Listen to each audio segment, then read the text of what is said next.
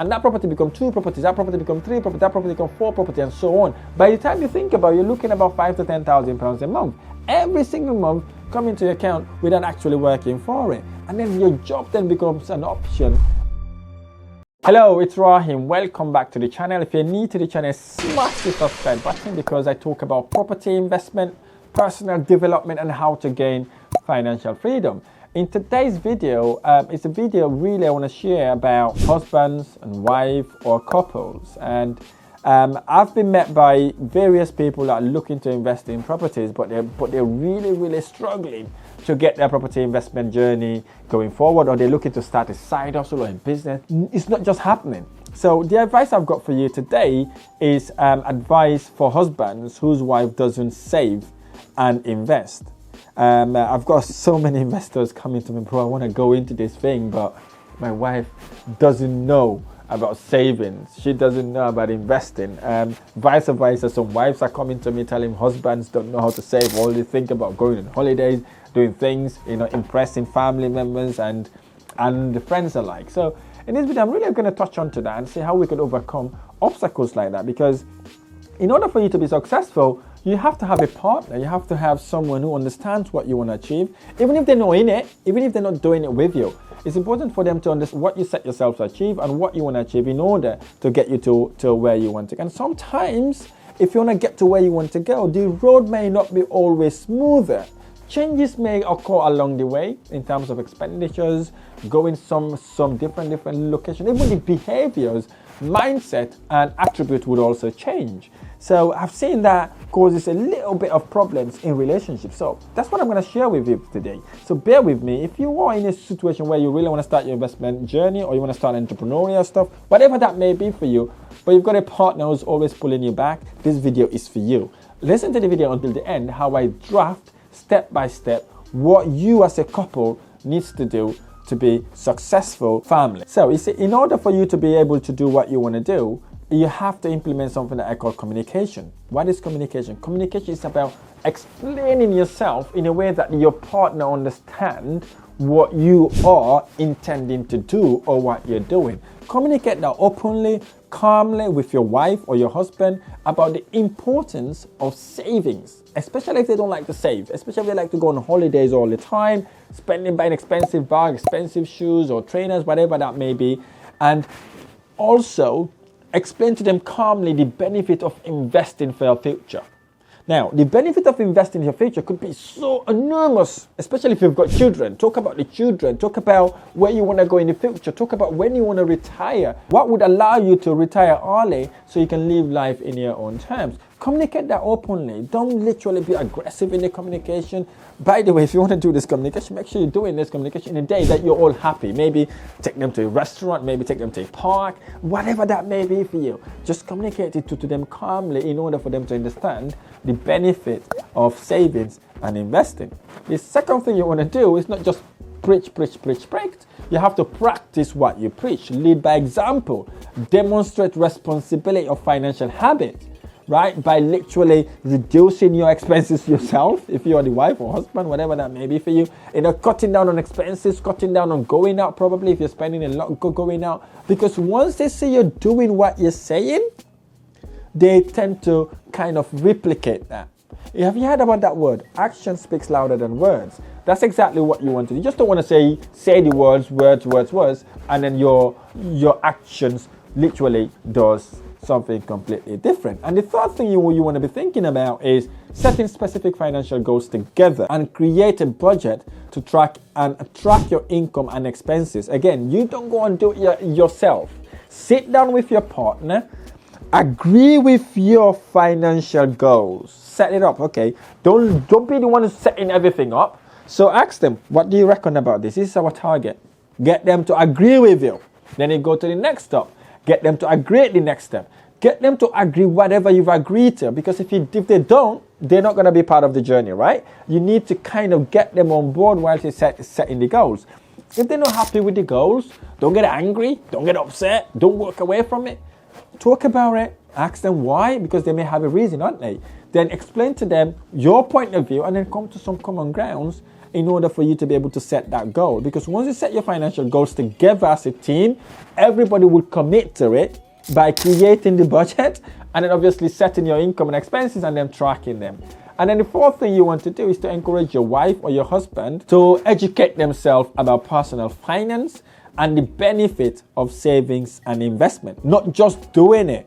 Get them to educate them. Now there's so many stuff you could learn, like my YouTube channel, for example. You can get them to subscribe to my channel so they can learn a lot about property investment, for example, or personal development, or how to gain financial freedom. They can learn, or you could be anybody else. You can get them to read books, personal development books, financial freedom books, whatever that may be for you, or mindset books would also help in order for them to educate themselves so they can keep the momentum of savings and investment going.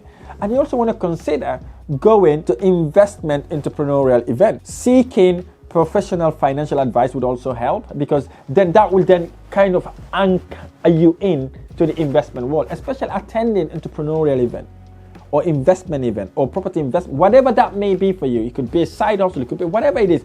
Attend it, because when you're in that sort of environment, you think investment, you think about accumulating asset that gives you residual income. You think about ways that you can maximize your return drastically. Once you've done all this, you got the momentum going, then you start small by setting aside percentage of your income for savings and gradually start investing in assets that bring you residual income. Now, why am I saying asset that bring in residual income? I did not just say assets. But the reason why I said asset bringing residual income is because you want to see the benefit of the investment straight away, especially if you're new. You don't want to buy gold knowing that you're not going to make any passive income in that gold until you sell it. So if you're not an investor, if you don't have the investor mindset, be like, oh, why would I hold this gold for 5-6 years not having anything from it? Right? Not everybody are patient to wait that long, okay? But instead, what you could do, you could maybe buy a little house, maybe a smaller house worth maybe 50 or 100,000 pounds. You then rent that property up, and then if that property gives you 200 pounds every single month, you can see the benefit of that investment coming in, right?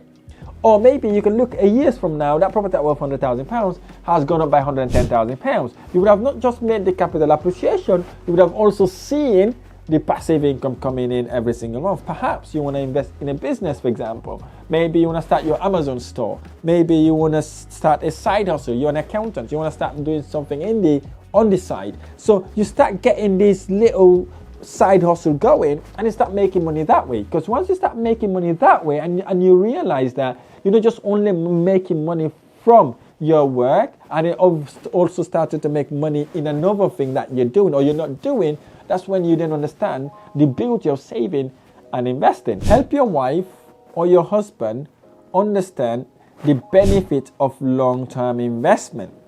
Again, investment is not a get-rich-quick scheme. It's something that goes long-term. In order for you to have a sustainable wealth, increase that wealth drastically without cheating, lying, dealing bad things, it's about maintaining long-term growth. It's about maintaining long-term investment. So get them to understand that once you start investing, you don't get the results straight away, but the result compound itself years and years to come. And it gets a better return as time goes on. Next, encourage your wife or your husband to automate savings contribution for your investment needs. It doesn't now mean you've got your investment going, you're making passive income, you need to now stop saving. No. Get that saving going automatically without even thinking about it. Whilst you got your investment making you residual income. Imagine then you've got £1,000 savings every single month and you've got a couple of properties making about £1,000 every single month. You put those two monies together, you're making £2,000 a month. And those £2,000 a month is £2,000 you can put aside, accumulate it to a certain level, and you go again and invest. And that property becomes 2 properties, that property becomes 3 properties, that property becomes 4 properties, and so on. By the time you think about it, you're looking about £5,000 to £10,000 a month. Every single month coming to your account without actually working for it. And then your job then becomes an option rather than obligation. Next, be patient and understand that investing is long term. Things can change. Don't look at how the market operates at that time. Don't look at how your property operates at that time. If you're doing a business, don't think you're going to start making money straight away.